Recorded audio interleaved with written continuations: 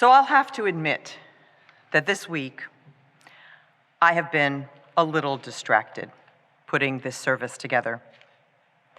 You see, when I talk about legacy and passing things down, we have a few little things that are happening right now in my own life. And in fact, this week was very much full of my daughter preparing to give birth to my first grandchild, to her first child. Here it was, a very important week, and a service that I love, that we celebrate each year. And I decided I really needed to concentrate, to focus on what it is we needed to hear and say together this year. Pandemic times have conceived many things, and one of them is, of course, my daughter's soon-to-arrive child. So I went out to find some things about our living tradition. This is one of the things I like to do when I'm exploring or looking for ideas. I like to go back and see what people before me have thought about it. What they think may not always be relevant to the times that I'm in, but it always provides a wonderful foundation upon which to build. So I went back and learned just a little bit about this idea of a service of the living tradition, which is a service that we hold each year when all of our congregations come together in the General Assembly of Unitarian Universalist congregations each June. This particular tradition, it turns out, dates back to the late 1940s. It was a tradition that was conceived as a way to mark the passing of a legacy between marking those who had died and also those who were entering into the ministry. And it was focused very specifically on the professional ministry within Unitarianism. And of course, we widened that circle. It became about our Unitarian Universalist tradition, and we widened it so that over the years it has come to represent the passing of tradition among all of us. All of us, not only widening who we consider to be religious professionals as we increasingly understand the importance of those individuals, but also widening our acceptance of what we do together and how it's so important for us to stay in dialogue.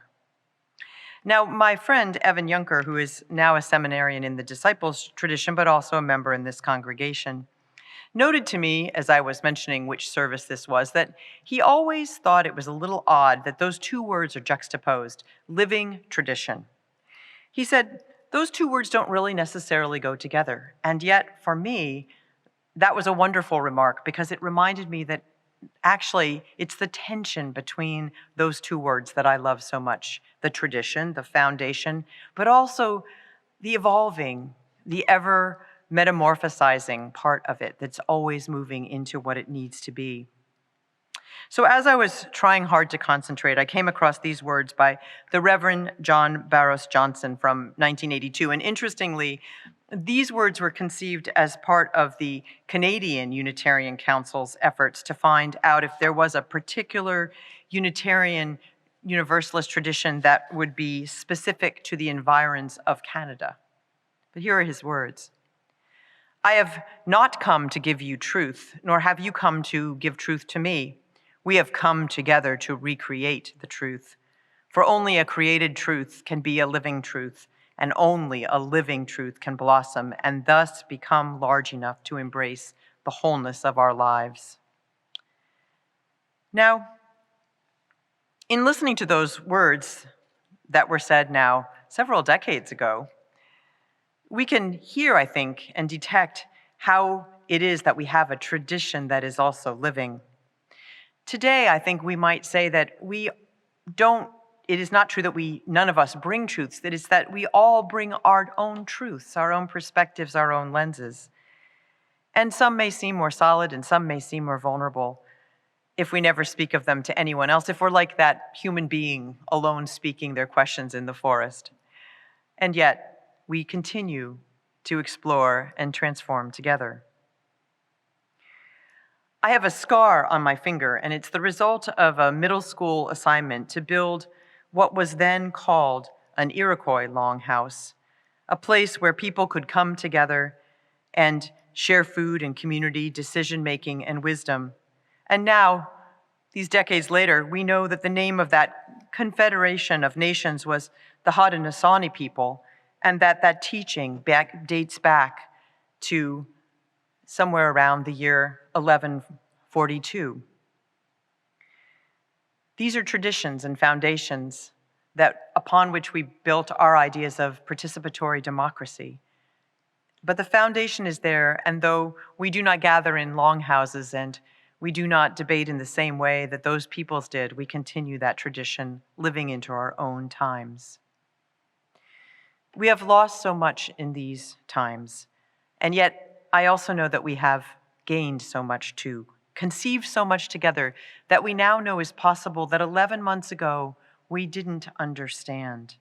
And we have together, by bringing all of our truths together, discovered some larger truths among us, I believe, recreated them, if you will, in the words of Boris Johnson.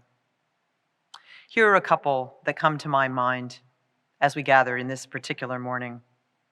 That as much as we love this place from which I speak to you today, we love our community of people more.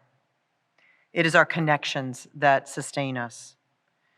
That as much as we celebrate what we have done as a tradition and the ways that we have done that, we have demonstrated that even under the most harrowing of circumstances, we can continue to evolve and learn, innovate, connect, and care. That as awful and hard as these times have been, they have taught us what the true spirit of life is, and that it is rooted in an abundance that says that we bring all that we have, and that together, out of all that we've assembled, we recreate new truths. In my family, we have a tradition of grandmothers picking their own grandmother names, and though as I'm saying this and right now, I still don't know the name yet that's been chosen for the little one on the way, I spent many hours in these last 9 months and came up with konnos, which is the Japanese word which means, among other things, fortunate. For I feel fortunate to have the gift of this new relationship with all that has come that could have meant that wasn't true. I feel that we are all fortunate to have this living tradition, this spirit of konnos that is among us. And in the spirit of the living tradition, I would rewrite Boris Johnson's words this way: I come to give you my truth with hope that you will share yours with me. We have come together to create our truth anew. We need one another to create something new between us and among us.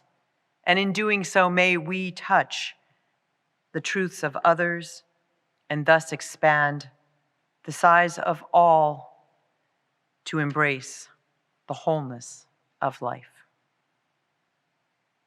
And so, bidding farewell to those we have lost to death, welcoming those born among us and those who have decided to covenant with us in membership, we begin another year in this wondrous living tradition.